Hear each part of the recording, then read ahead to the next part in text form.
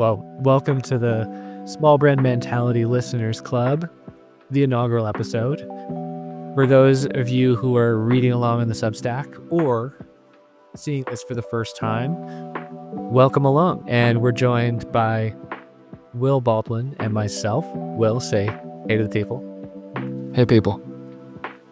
So I wanted to invite my friend and running buddy Will Baldwin to explore this first episode and kind of introduce the concept of small brand mentality, because I think Will is a really cool perspective from an athlete perspective, a coach perspective, and somebody who converges with brands.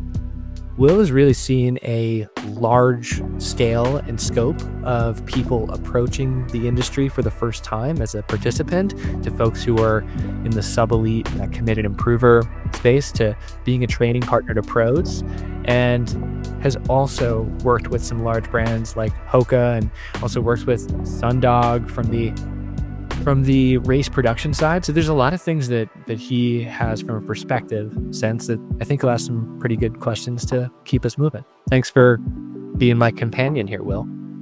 Dude, I'm stoked. Yeah.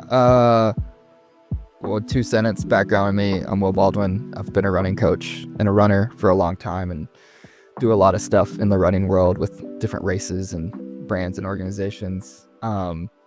But yeah, we're here to talk with Drew and learn a little more about small brand mentality and dive into some of those cool topics. So start off, Drew. Tell me a little about yourself. What's your background in this world? Yeah, thank you. So I have probably been a runner a little bit, less time than you will, I would guess, and then definitely at a lower operating altitude in terms of ability. But we've converged. We are on the same team now, just a few groups back. We did the exact workout today. That's true. We just did the same exact workout. Paces were a little different, but so yeah, I came from a team sports background, and it was my avenue to running through organized sense in high school, and then kind of fell out of love with it before returning to it on my own accord through like the lens of the marathon. And that personal journey has kind of evolved over time, like what I want out of running and where I choose to do it and what surfaces I do it on. But I'm very fortunate that I also work in the running industry and combine that passion with profession. So I started off professionally working for Tracksmith back in the day as an early employee, and very fortunate to say I was back in technically 2017 or 2018, started working as a retail employee and community associate, leading run clubs back part-time when I was working in tech, because I knew I wanted to work there, and moved full-time in 2019, right before the pandemic, right in the fall, September 3rd of 2019. I will always remember that date, and have since, after kind of growing the career there through the customer experience and then marketing lens, now I work for Salomon. I manage sports and community marketing for North America, and very pleased to be in that position as of May 13th, 2024. Did you know in college you wanted to work in the running industry? I mean, I know it's all cool. Well, I knew I wanted to be a lawyer when I went to college. And I mean, surprise, surprise, I'm not. This is like my worst kept secret. I have some things on the wall behind me, but diplomas are not one of them. They're in a closet somewhere. But I wanted to be an attorney. I come from a very visually and musically creative family, and it's so cool. My brother is a composer of classical music. My parents are visual artists, and they're all educators. So they take that skill and they kind of bring it to the masses through education, which is super cool. So I thought it'd be really fun to be an attorney that kind of supports what the creatives do, whether that's copyright, trademark, any type of like agreements that protect what they do. I don't come from the hard science background, so I can't do patents, right? Like that's not what I am capable of doing. But there's things like soft IP is what they call it, soft intellectual property. And I was like, oh, it'd be cool to do that. And then I was like, what if I did this for Nike? That would be the coolest thing ever. So during my law school experience, when I went to Northeastern, You had that vision that you were going to like work in conjunction with those creatives, but like Was it running specific creatives or just creatives Not in at the general? time. Yeah, not at the time. Yeah, I thought it would be cool to find some ways to converge with people who are, like, creative, but, uh, when I got into law school, this was, like, after my running journey Yeah. reignited, and then I was like, "Oh, that would be so sick if I could be an attorney for a running company," and thought of, like, the Big 4, right, that are all in the Portland area or in Oregon generally, and I tried so hard to get an internship there to see what it was like, or like, I don't know, become like a summer associate and try to move in that direction. But I got kind of in the ballpark of it. Like I interned for the UFC for a semester. So I was in Forgot Vegas. that. Yeah. So that was like a look in the sports world. I worked for venture accelerators, so like incubators for people with ideas to develop them from scratch into a company that exists, like as a legal advisor, which is super cool. But as I got closer to that position, it seemed like the lawyer was less of the alternative and supportive creative mind in the room, and they were there to tell you where your blind spots were and to tell you no to many things. So that's when I was like, "Oh, I don't know if this is what I wanna do." Dude, it's funny that you say like you kind of saw yourself as like a support to creatives or your family's creative because I see you that way so much, and that's why I was really excited when you wanted to start this project and you started writing. Because I've seen you do a couple different projects or make a few things, and like you have a really cool sense of design and like some serious skill when it comes to like the visual representation thing of things and presentations and I just knew that you were gonna have like a really cool view on this and some good takes. And so um yeah, I've just always been a fan of your work in general, and obviously we're friends, but I just actually like the stuff you've made and the things you do. And so Thanks. yeah, was excited to see this. So with that, let's talk about small brand mentality. What is it and what made you want to start this? Yeah. Well, I was thinking of when I was a tracksmith, like many people, I'm just constantly surrounded by content and I'm surrounded by uh brand activations, media, just things that we're seeing in real life, let alone like the products that we use ultimately, right? And I think that a lot of us have opinions and it usually turns into like long run discussion. Uh like was this cool? Was it not? Was this impactful? And I love the time and place for those kind of like open forum, not being recorded hot take sessions, but Yeah. I professionally was like, well, what if I tried to challenge myself to slim down my view of my opinion? Because the opinion exists for a reason, right? Something feels authentic or inauthentic because of X. But I don't think we take the time to acknowledge that often, or at least I did not. And I think oftentimes I don't. I just have knee jerk reactions. This is cool. This is not cool. I like that. I don't like that. And when I was at Tracksmith, I was like, you know what? What if I took some time? And some of those projects that started off were related to like HOKA's activation at the marathon trials, like where they did the Fly Lab and they did the Sidious Cafe, right? Like all of those things that I didn't even get to see in person, but from a digital perspective, I was like, whoa, they did this. And then they also connect with these athletes. And then they made these custom kits with the family's names integrated into them. So I was thinking of, with the HOKA activation, for example, at the marathon trials, how they were able to connect the product launch to the media arm to this experiential environment, all of these things that made this brand feel larger than life, and connecting these elements. I thought it was super cool. I'm like, well, why does that feel cool? As opposed to just saying that, right?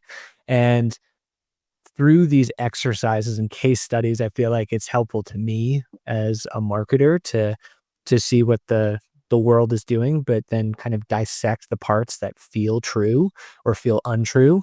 And I think for others, it's helpful for them to kind of engage in the same thought because what is true to me may not be true to you, right? I might think something is cool and well, you might think the opposite, but we know exactly why we have these opinions. So long way of getting there, but this small brand mentality is like a platform that I wanted to create and kind of challenge myself to engage in these case studies and learning opportunities, not only from what I consume, but also from the opinions of people around me. Hopefully, like they choose to engage with me and say, like, I don't agree with that, or did did you miss this part or something of like that. So Yeah. that is like the impetus for the platform, but the small brand mentality kind of naming convention came out of this idea of like, I'm very fortunate to come up under the tutelage of so many great people who are at Tracksmith who were or are still there. And that kind of disrupting mentality as a running brand, I think is really interesting to me. It's not always the most cost effective. It's not always the most like penetrative from a market perspective, but there's some kind of intangible around that approach. And that's something that I hope to bring to what I see in the world, but then also what I bring to my now large brand that I work for. And I think it could flip things on its head a little bit, hopefully, with some learnings. Dude, do you I think I think it's super cool what you're trying to do. For one, like you talked about watching brands do these things, talking about stuff the way you're going to. I think it's really fun when we do acknowledge those things that resonate with us or feel authentic because it's so easy that for that knee-jerk reaction to be negative.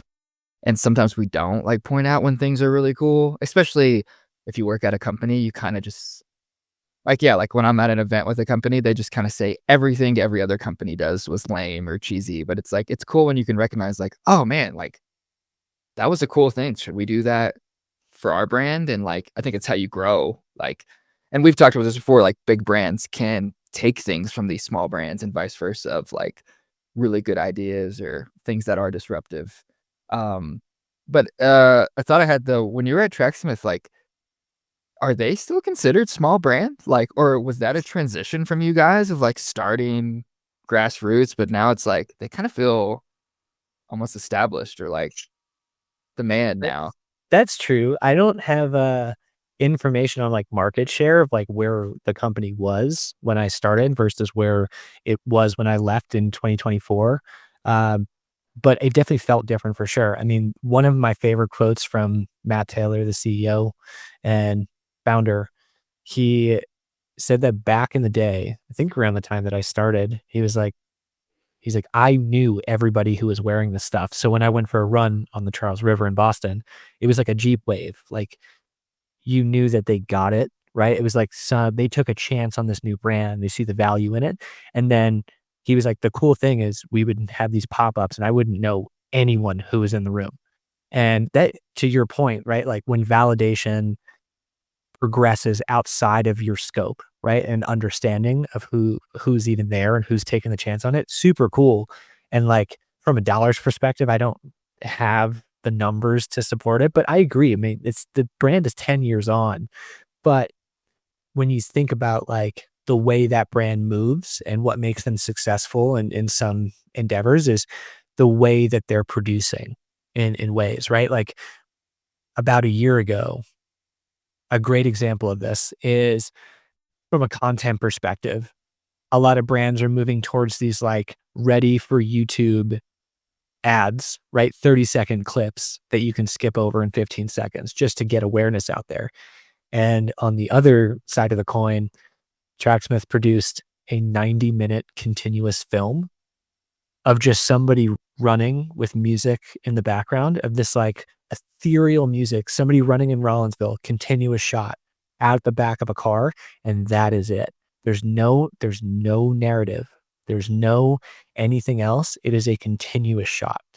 Maybe it's 60 minutes. It might be an hour, but you know what I mean? Like that is completely different and what I consider to be like a more disruptive approach to content at that Yeah, time. man, that's super interesting. Um, yeah, that's funny too to watch those brands go on that journey because like I do a lot of stuff with HOKA now, and everyone talks about them because they spend so much money and do so many things, but like I remember being in flag when they first started sponsoring athletes and they didn't even have a racing flat and people were racing in Mm. like lightweight trainers. And now it's like not a decade later, they're this massive company that, is known for spending money and they are the big guy, but like that changed really quickly. But I think that's kind of like maybe what some of the things that you're hoping to talk about and look into, like as these brands grow, how does their mindset or how they move, how does that change and what does that look like? Yeah, Uh, I'm glad you said that too, because I don't think that small brand mentality is reserved for the brand with 1,000 followers and who's, like, actively in the red and seeking their Series A investment, right? Like, this is a this is an approach that people can take in departments, whether it's product or creative or marketing or logistics or anything, to support something that kind of, like, not necessarily, like, goes against the grain. I'm doing air quotes for the audio only because I think there's, uh inflation of, like, value for people doing things differently, but there are some, like you said before, Will, there's, like, learnings that go both ways. A large brand might do something that a small brand might say, "Oh, that's a really cool thing. I hadn't seen that before. We should adapt it for our brand in some way, shape, or form." And they make a choice, but it goes the other way. Like, a small brand might do something that a large brand might be inspired by and want to consider in the way they approach something too. yeah, that definitely makes sense. So like what's your goal with this project? Like, it's been fun watching you write. You've put a couple things up on Substack already. Yeah, but like what's your vision with what you're gonna do and cover? Yeah, thank you for asking. I think there's few different formats that could take place, right? Definitely in, like, the Substack newsletter side of things, right? Like, that's the traditional use of Substack, but then there's also the, like, what we're doing now, like this listeners club thing that could be more interview based and kind of bring in personalities. But to speak to the newsletter side of things, right? The Substack platform, full stop. I'd love to kind of engage in those case studies that we see for uh, you know, case studies around outdoor brands. So this could involve, like, collaborations and kind of assessing strategy, and how they're going about it. It could be particular campaigns that we see they're getting that, hopefully I can dissect a little bit more. But all the while, it's promoting discussion around something that we consume and finding out, like, where my blind spots are. Do people agree? Do people not? Because I am not a conduit of truth. I am a person who's writing something, hopefully with enough, like, objective lean for people to engage with it meaningfully and not dismiss it because it's too, subjective in that way. And then on the podcast side, right, the listeners club side of things that we're starting off now, I would love to kind of bring more personalities to the room and to the discussion and to break down moments or projects or things that they've done in their portfolio with X brand, whether large, small, or anything in between, and to frame it in the scope of, like, doing something a little bit different and why it was successful and the process they went through to even, like, get it approved at a large brand versus doing a snap judgment thing at a startup to produce something, whether it's content or product. I think it would be really cool for people to understand something beneath the tip of the iceberg and to fall more in love with, like, the process and bringing the audience and the sport and the activity of running together. That's awesome, man. Um, I know you've written a couple of things. What were kind of those about and what did those look like, the first couple of things you wrote? Yeah, so these are, I guess, a little bit of a teaser in this regard, which is pretty fun. The things that I'm writing currently, the 2 things that will be released in February of 2025, assuming that this is, somebody could be listening to this in 2026, wouldn't that be crazy? Uh, but in February 2025, I have 2 things drafted already that are mainly collaboration based, and it's like the convergence of big brand and small brand and kind of looking into for one of them, it's like the strategy around this collaboration and maybe the vulnerabilities to both brands that they open themselves up to by working together. And then the other one is around a big brand, a small brand collaborating on a shoe, and what the home run strategy could be to like put that out into the world. So I guess like to tease this out, one of these is about uh Puma doing a collaboration with a brand that's probably familiar to many, even though it's on the smaller side in the US. It's called Represent 247. It's a brand from Manchester in the UK, and they did a collaborative shoe. And I wanted to dig into using this shoe created by Puma. It's been around to third edition of the shoe, and this has become sort of a collaborative canvas for the brand, right? And we talk about like maybe the strategy of why you would use this bestseller and put it out there in so many different like SKUs to get to a new audience, but then also what are the vulnerabilities of doing that? Um, and then the other one is Saucony and their upcoming third collaboration with Mint in New York around the Saucony Endorphin Elite.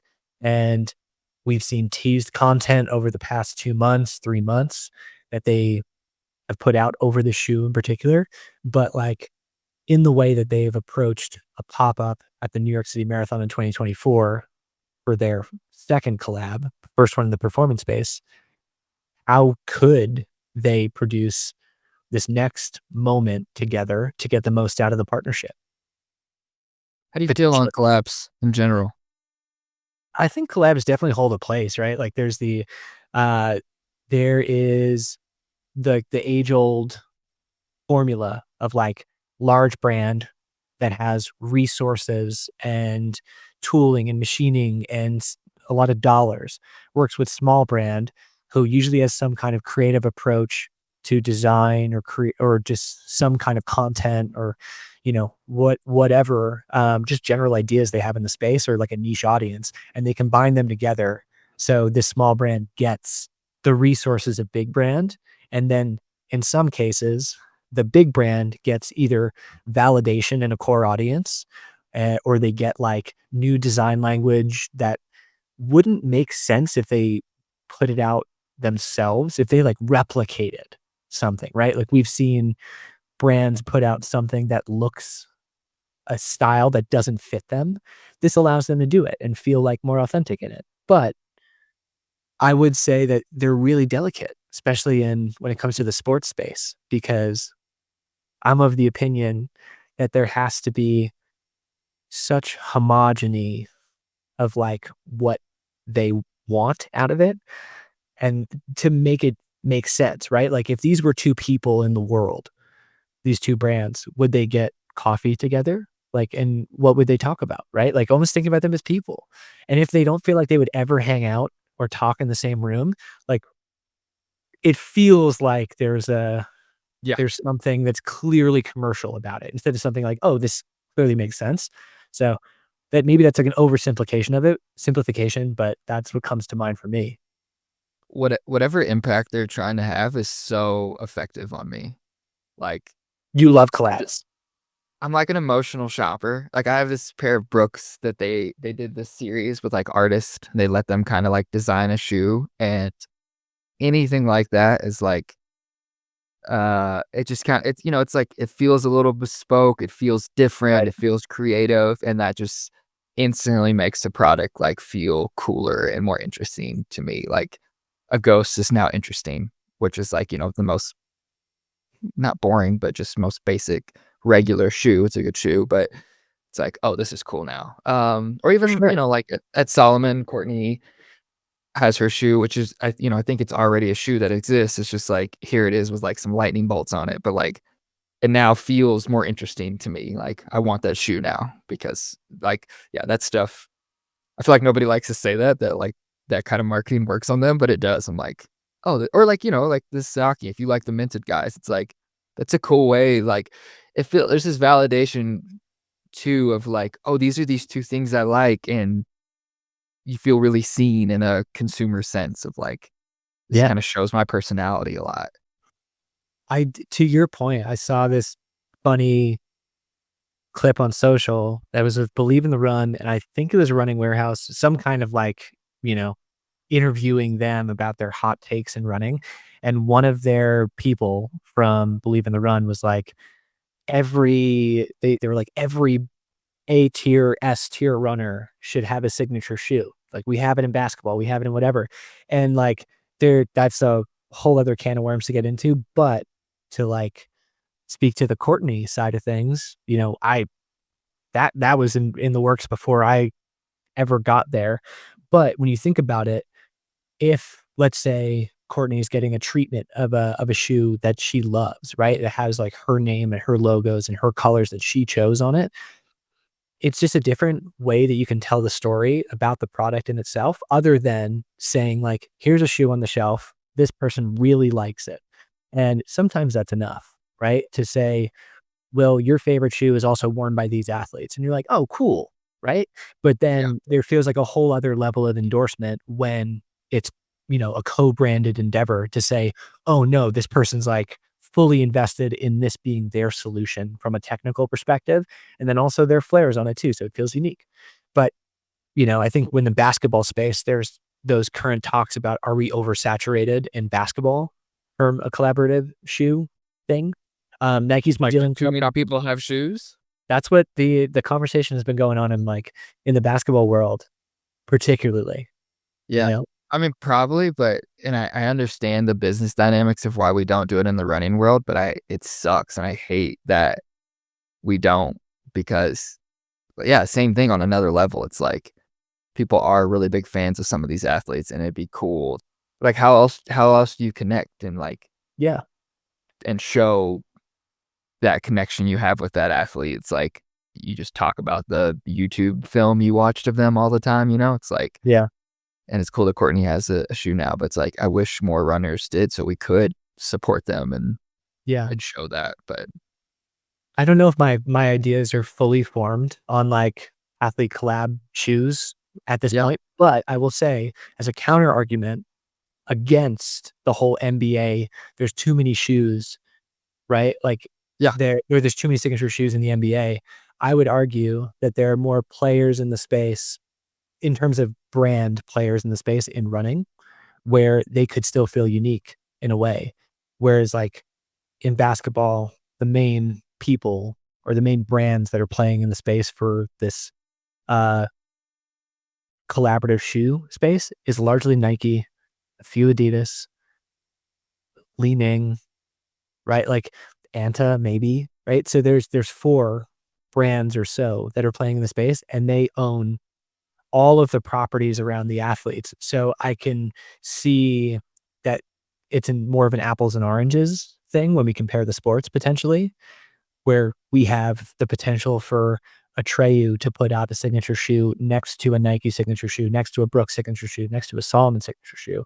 And it could feel unique in itself because all of those different shoes or different brands have different design language and different storytelling properties and different, you know, approaches to things. So maybe it could work. You know, I'm not opposed. I'm not gonna be the person to say like, no way, just because, you know, it reached saturation in basketball means that we would here too. I don't know.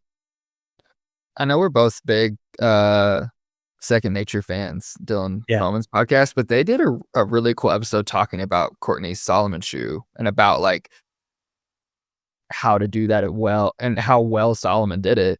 Because like the big reason we don't is runners don't stay at companies forever and these molds are really expensive and you don't want to tie a shoe to an athlete and then they leave but like yeah, you can like do specific colorways for a season and stuff and like they talked about that. But yeah, uh, I thought Well, that was really cool. to that same point, right? If you think about the signature nature of a shoe that exists in running right now, Speedland is a great example as well, right? Because every shoe they put out is tied to a specific story that Hmm. they tell. It's hard to tell from the naming convention, which is a whole other thing, whole other can of worms. But right, like they have one that's based on like the terrain in the Marin Headlands that has a certain thing and it's made with this athlete in mind. And it's, you know, they have one that's made for Colorado and like the color scheme and the tread and like the durometer of the foam, like all of those things are tailored. Portland one. Right. There's a Portland one. And I think that's a really cool way of doing the storytelling. Maybe the only thing they're missing is like more of the focal point of like the athlete, whether that's a name of like what the shoe is or the content they produce on it. But they're a really small brand, so it's like really it's hard I feel like to back in say. the day they did tie that more, but yeah, I like I like how they have done both, and I like Yeah, the location thing. It feels fun. yeah, I think they're a great example of like how you can iterate on a silhouette in like unique ways each time, and still sell great product consistently and not worry about like, all right, like we did the whatever shoe, it's not selling that well. It's like, well, we could see that somebody has already not cracked the code, but like they already have been doing this for a little while. Yeah, they're such a great case study of a small brand that like is telling stories and yeah, I feel like having a really cool impact in that very niche specific way. I'm a big fan of what they're doing. Yeah. Yeah. And I'm glad you brought up Second Nature because like that was, Dylan Bowman and Aaron Lucy doing that podcast was a really strong influence for me to start kind of putting some words to page and voice to mic in that regard. There's a really great community that they've put together through listenership and then to a Slack group where there's a lot of people who are industry professionals or aspiring industry professionals that are kind of chatting things out, trying to collaborate on things and just generally make connections. So I've been fortunate enough to be in that and kind of viewing this collaborative and creative culture of I created. Yeah. So like I've been in that Slack group for a while and seeing people like put themselves out there from an opinion and creativity perspective was more of like a, "Hey, man, like, you can jump out of the nest too, and it doesn't have to be the scariest thing you've ever done because this is uncomfortable to put yourself Yeah. out there from an opinions perspective." For sure. Yeah, dude. That's so cool. Yeah, I'm a super big Debo fan and I love what he's doing. Yeah. Brings me up to another question though. You brought up the industry. You have been doing some chats with folks, like having an open door, letting people ask you questions. Can you talk about that? I think that's so cool. And as soon as you did it, I was like, "Oh, I want to steal this like for my own vertical." And so You should. I think I will at some point, but I love what you're doing with that. If you could tell me more about it. Thank you. I think more people should do it. So I started doing this, like, industry hour thing, probably about 6 or 7 months ago. So that would be June or July in 2024. Um and when things like kind of calmed down and settled down once I moved over to Salomon and started getting my flow in the workday, I was thinking about how fortunate I was to have people take a chance on me at various stages of my career and to give me a shot. And I know how privileged it is that that's the case, right? Like for someone to take a chance on you in an industry this small is a massive, massive privilege. So yeah, my thought was if I can open my time up to talk to people who either are looking to like flourish in the industry or break into the industry, I would love to do so for kind of a few reasons. A, I think that if we don't open the industry or encourage people to come in with their skill set from outside or different perspectives, this will be a stagnant industry. We'll miss out on a ton of talent that could ultimately push it forward. Sometimes I people want that. There's a little bit of gatekeeping Tr sometimes. That's true. Yeah, I think there's a level of, like, comfort and privilege to be like, "Hey, you can come along too," right? Like, feeling secure enough in where you're at in your career where you're like, "No, it's alright," like, you can see behind the curtain a little bit. Uh, I don't know if, like, earlier in my career I'd be as comfortable, but there's also the other side of it where you're like, "Should I be a person who's talking to people?" Like, there are plenty of better Yeah. people.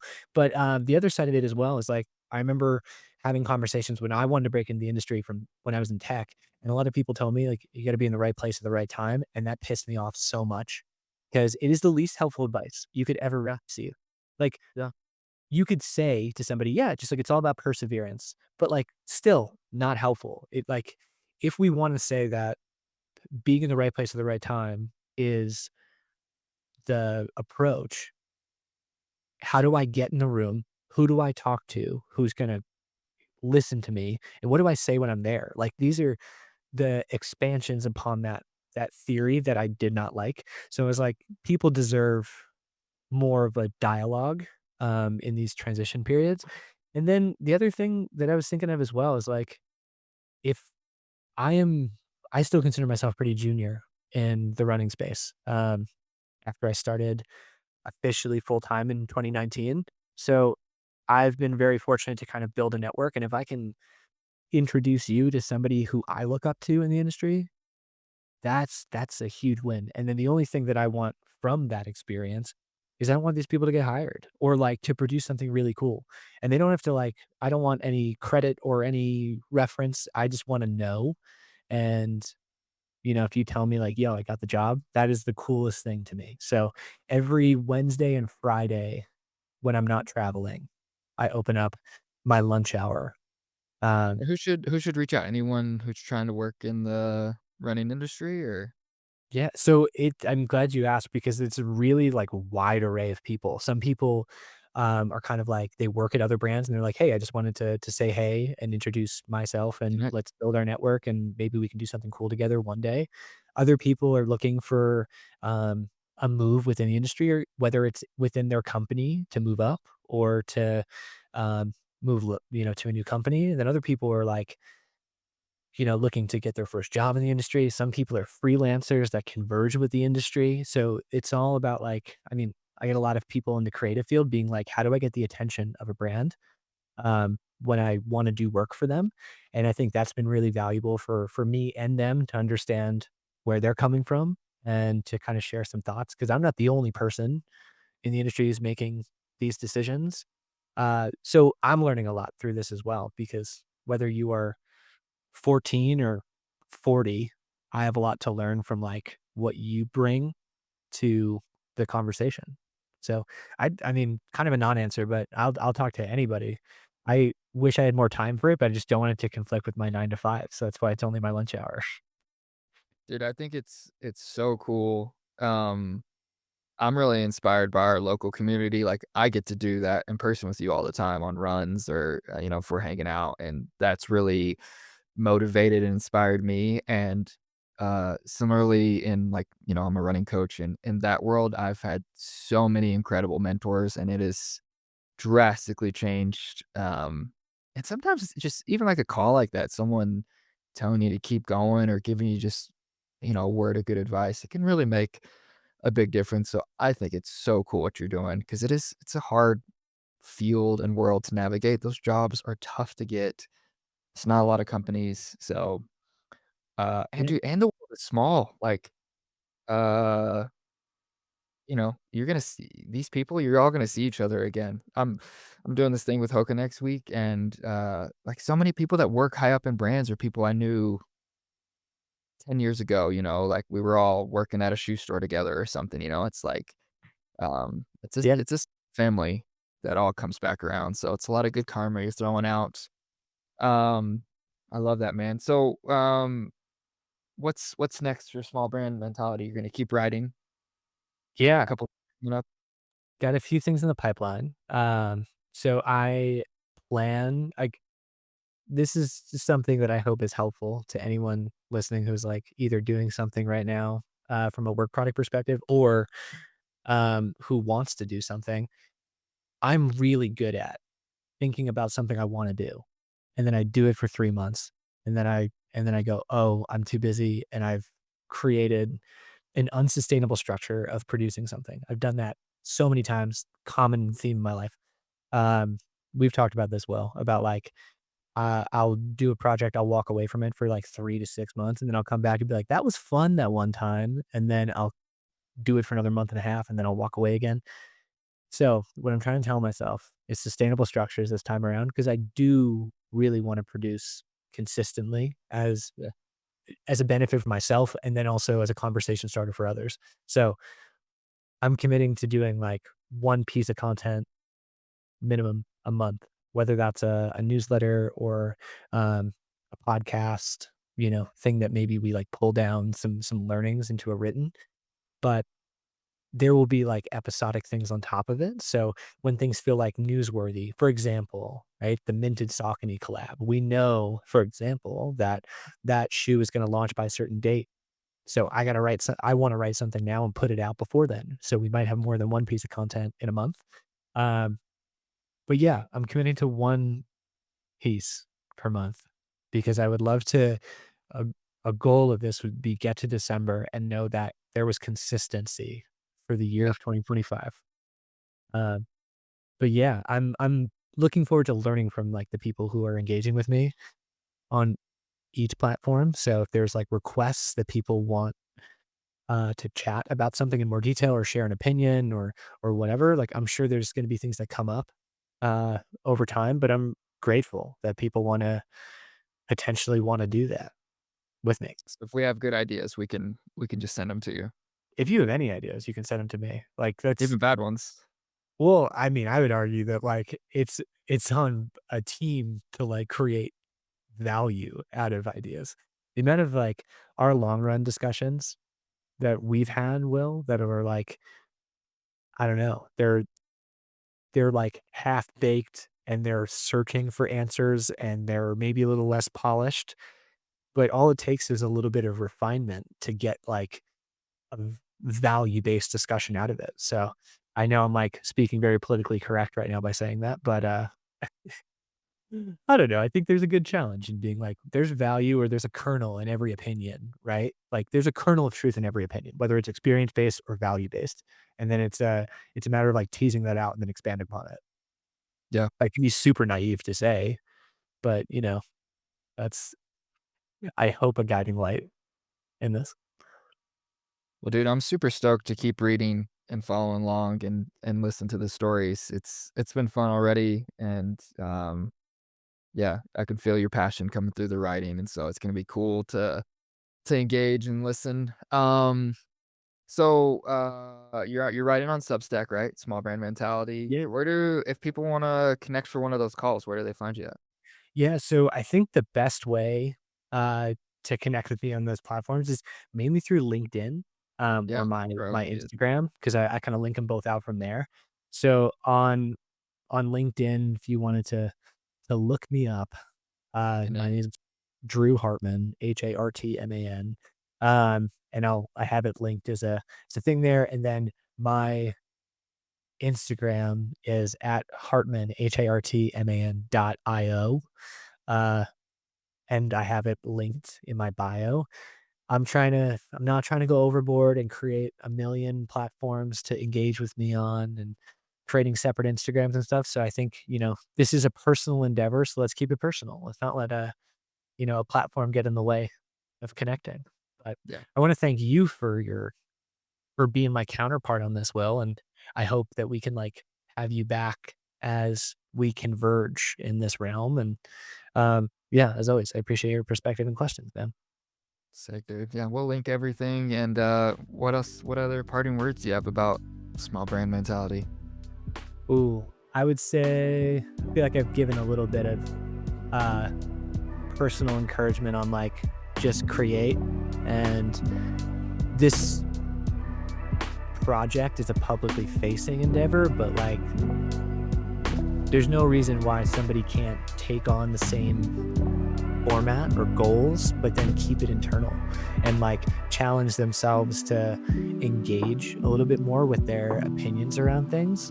And maybe you shop it around in like a small group, or maybe you keep it to yourself. But I think there's a lot of value in exercising this thought experiment. So I encourage folks to kind of do the same. And if they want to put it out there in the world, I commend you for it. I love it, man. I think that's great. Cool. Well, yeah, like I said, excited to follow along. We'll link everything, and thanks for writing and sharing everything with us, man. Thanks, Will. Cool.